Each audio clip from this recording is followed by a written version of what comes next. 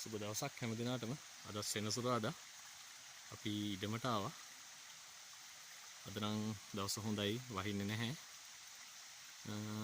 මේ ඉඩම ගත්තාම ගොඩක් කාලයක් කැලෑවට ගිහිල්ලා තිබුණ ඉඩමක් අවුරුදු 10ක් විතර.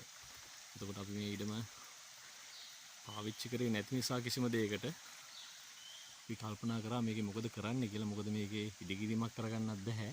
ලොකු බෑවුම් සහිත ඉඩමක්. එතකොට මේක වගාවකට තමයි සුදුසු. හැබැයි මේ පැත්තේ ප්‍රචලිත වෙලා තියෙන වගාව තමයි තේ වගාව. මේ මධ්‍යම පළාතේ. එතකොට අපි තීරණය කරා මේක ඊට වඩා වෙනස් දෙයකට යොමු වෙන්න. ඊට පස්සේ අපි මේක කුරුඳු වගා කරන්න තමයි දැන් සූදානම් කරගෙන ඉන්නේ. මේක ඇත්තටම කුරුඳු දැන් අපි ඊටවල තියෙන්නේ. මොකද අපි ඒක තෝරගත්තේ ඕගලන්ටත් පුළුවන් YouTube එකේම සර්ච් කරලා බලපුවාම ගොඩක් වීඩියෝස් තියෙනවා. ගොඩක් දුරට නඩත්තුව ගොඩක් දුරට අඩුයි කියලා අපිට තේරුණා. ඒ වගේම සතුන්ගෙන් එතකොට දිලීර හානි වගේ දේවල් ගොඩක් අඩුයි. ඊට අමතරව සෑහෙන කාලයක් අස්සන්න ගන්න පුළුවන් මේ වගාවේ. මම හිතන්නේ අවුරුදු 40ක් 50ක් විතර අස්සන්න ගන්න පුළුවන්. ඒ වගේම අඩු පිරිවැයකින් මේක අපිට කරන්නත් පුළුවන්. රජයේ ආධාරات දෙනවා. අන්න ඒක නිසා අපි තීරණය කරා මේක කුරුඳු හිටවන්න. දැන් අපි බලමු ඉස්සරහට ගිහිල්ලා කුරුඳු අපි හිටවලා තියෙන්නේ. ඉස්සරහට ගිහිල්ලා අපි බලමු.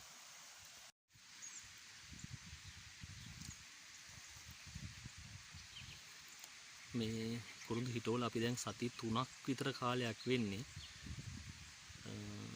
ඇත්තටම කුරුඳු දැන් දළු දාලා හැදෙන්න පටන් අරන් තිනවා. දැක්කම හරි සන්තෝසයි. ඕකට පේනවා ඇති.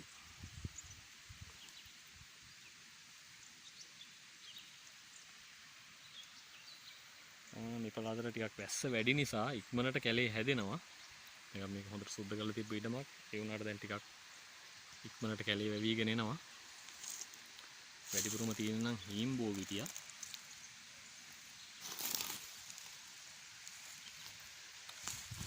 තව පැලක් ගාවට කියලා බලමු. දැන් පැල දළු දාලා හැදීගෙන එන්නේ. තව මාසෙකින් විතර වගේ කාලෙකින් අපි මේකට පෝර දානවා. කොහොමද අවුරුදු 2කමාරක් ඇතුළත අස්සන්න ගන්න බලාපොරොත්තු වෙනවා. මම හිතන්නේ අපේ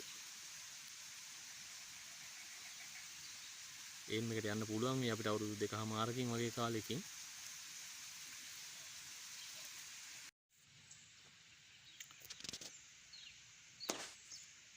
ඒ වගේම මේ ඉඩමේ හැමතැනම බෙහෙත් ගොටුකොළ තියෙනවා. ඔයගලන්ට පේනවා ඇති. මේ කිසිම වසක් විසක් නැති ගොටුකොළ. මෙන්න මේ වගේ හැමතැනම මේකේ බෙහෙත් ගොටුකොළ තියෙනවා. ඒ වගේම තමයි මුකුණු වෙන්නත් හැදිලා තියෙනවා. කිසිම වසක් විසක් නැති කෑම.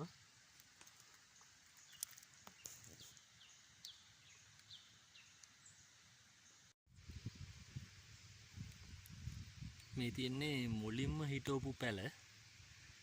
දැන් මේ හරිය ටිකක් කැලේ වැවිගෙන එන්නේ. ඒතකොට ලබන මාසේ පොහොර දානකොට මේ වල් ටික නෙලලා සුද්ධ කරලා ඔක්කොටම අපි පොහොර දානවා.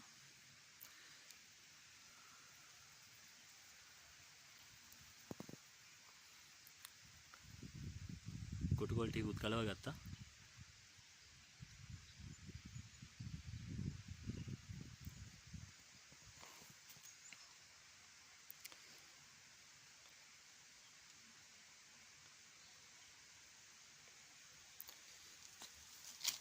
ඒ වගේම පැට අයිනට මායිමට වෙන්න අපි දැන් පුවක් පැල් හිටවනවා. ඒකත් හොඳ ආයෝජනයක්. මොකද අවුරුදු 5ක් වගේ කාලෙකින් මේකෙත් අස්වැන්න ගන්න පුළුවන්. මේකත් වගා හානිය අඩු භෝගයක්. මම හිතන්නේ පුවක් වල දැන් හොඳ මිලක් තියෙනවා.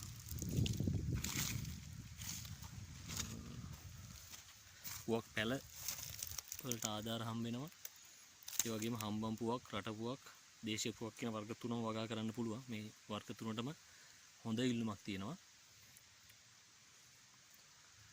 ඔයගොල්ලන්ට පේනවා ඇති.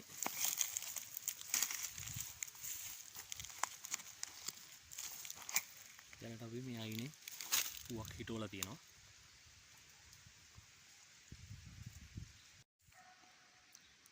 පුවක් පැල දැන් ඉඩ මේ තැන් තැන් වලට අපි අරන් ගිහිල්ලා තියෙන්නේ. මේ දවස්වල පුවක් පැල ටික හිටවන ගමන් තියෙන්නේ. මේකත් එක්ක ඇත්තට මේ පැත්තේ ප්‍රචලිත වෙලා තියෙන වගාව තමයි මේ තියෙන්නේ. තේ වගාව. හරි ලස්සනට සස්ත්‍රීකව ඇවිල්ලා තියෙනවා.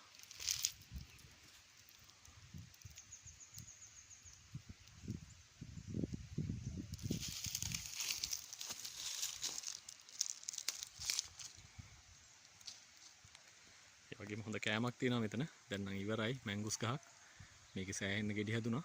දැන් නම් ඉවරයි. බලමු මැංගුස් ගෙඩි ටිකක් කන්න දිනනවද කියලා.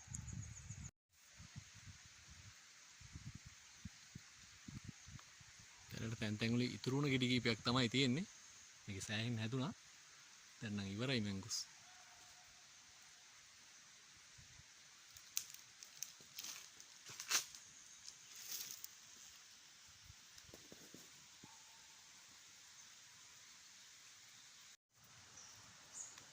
මැංගුස් ගෙඩි උත් කඩාගත්තා.